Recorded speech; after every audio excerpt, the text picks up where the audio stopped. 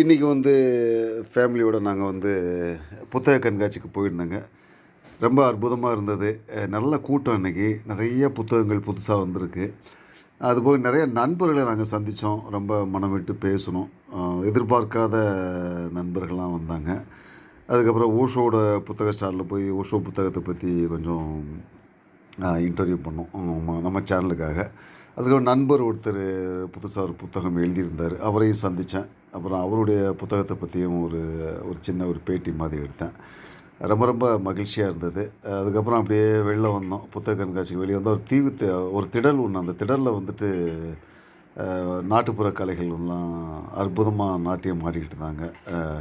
அதை நான் வழக்கமாக எடுக்கிறத விட இந்த தடவை ஃபோட்டோகிராஃபில் என்ன பண்ணேன்னா, ஒரு பலூன் ஒன்று எனக்கு முன்னால் பறந்துட்டுருச்சுங்க. அந்த பலூன் பாயிண்ட் ஆஃப் வியூவில் அந்த காட்சியை படம் பிடிச்சேன்.